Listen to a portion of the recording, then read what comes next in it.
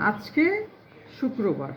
আজকে সকালে উঠে ভাবছি আমি গরুর মাংস রান্না করব। এখানে আমি নিয়েছি 2 কেজি গরুর মাংস। এটা আমার সংরক্ষিত কোরবানির গরুর মাংস। এটা আমি আজকে ছোট্ট ছোট্ট করে কাটবো, কিউব কিউব করে কাটবো। কেটে আগে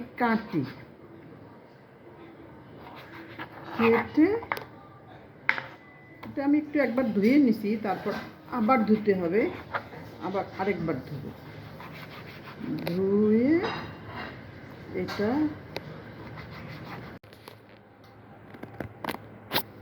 এখন আমি এই মাংসগুলি কেটে যে মাংসটা কেটে রেখেছিলাম সেটা ধোয়ার জন্য পর্যাপ্ত পানি নিয়েছি হাঁড়িতে। সবগুলি মাংস এখানে দিয়ে দিলাম। এর আগে আমি ধুয়ে রেখেছিলাম একবার, এবার সেকেন্ড টাইম দিলাম। এটা এখন ধুয়ে পানি ঝরাতে দেব।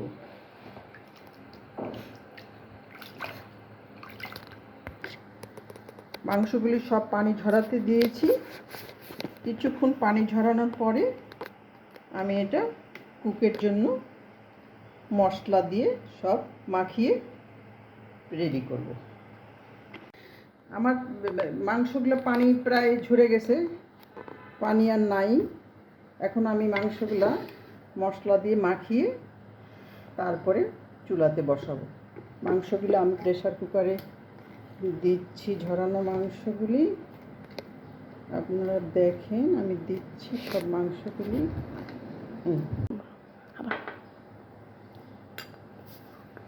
প্রথমে আমি দিচ্ছি 2 চামচ আদা, আর রসুন হবে 3 চামচ। রসুনের পরিমাণটা একটু বেশি দিতে হয় গরুর মাংসতে, তাহলে মাংসের ঘ্রাণটা সুন্দর বের হয়। এবার আমি দিব লবণ দিচ্ছি 1 চামচ, 1 চামচের একটু বেশি। তারপর দিব হলুদের গুঁড়া 1 চামচ। তারপরে দিব শুকনা মরিচের গুঁড়া 1 চামচ। তারপরে দিব গরম মশলার গুঁড়া। গরম মশলার গুঁড়া আমি এখন 1/2 চামচ দেব। আমি রান্না করার শেষে আপনারা যে দেখছেন এই যে আমি রেখেছি, এটা আমি পরে রান্নার শেষে দিব। এরপরে আমি দিব জিরার গুঁড়া। এখানে আমি 1 চামচ দেব, 1 চামচ। ধনিয়ার গুঁড়া দিব 1 চামচ।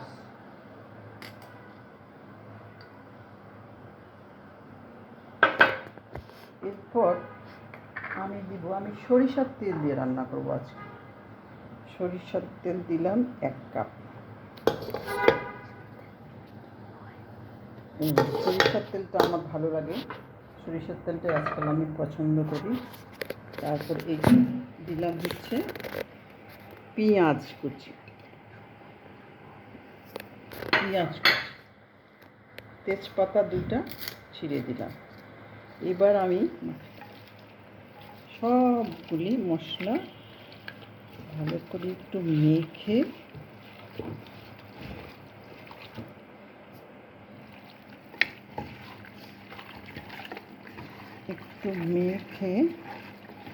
এই মাখানো হাতে আমার অনেক মশলা লেগেছে। এই মশলাটা আমি অল্প একটু পানি দিয়ে জাস্ট ধুয়ে দিলাম। বেশি পানি দেব না, এই কারণেই মাংস থেকে পানি বের হবে অনেক। চুলায় দিলে মাংস থেকে পানি বের হবে। এবার আমি এটা চুলার মধ্যে বসিয়ে দেব।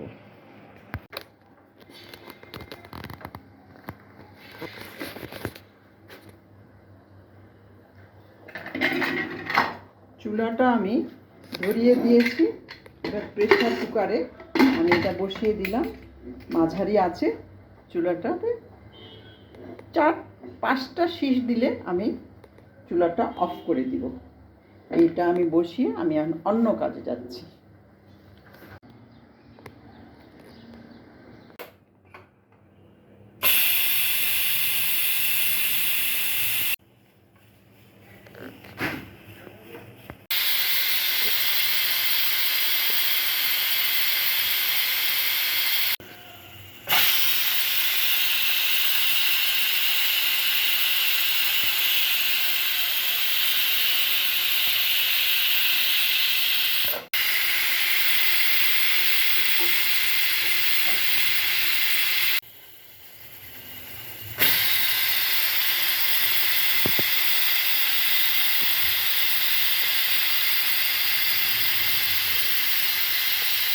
পাঁচটা শীষ দেওয়া আমার মাংসের শেষ। প্রেসার কুকারটা ঢাকনাটা এবার খুললাম।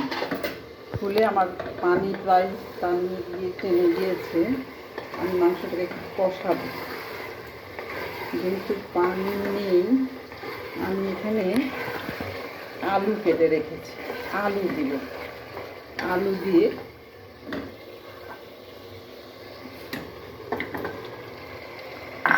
দিয়ে মাংসটাকে কিছুক্ষণ কষাবো। কষিয়ে তারপরে এর মধ্যে আমি একটু পানি দিব। মাংস কষানো অলরেডি প্রায় শেষ।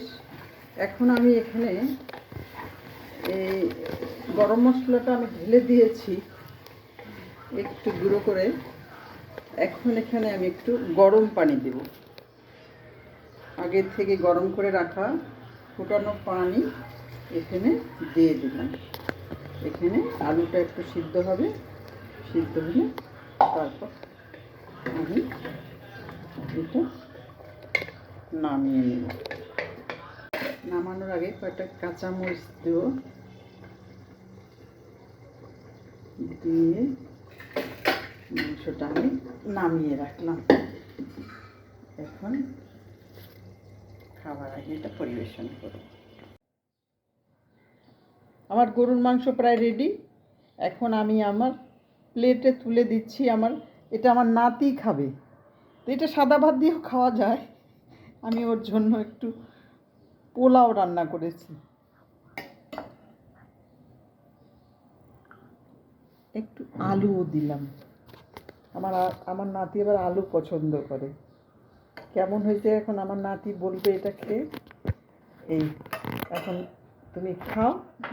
আমি তোমাকে এখন একটু শসা দিই। ভাইয়া এবার তুমি শুরু করো। এই তৈরি হয়ে গেল আমার আজকের স্পেশাল ফ্রাইডে গরুর মাংস।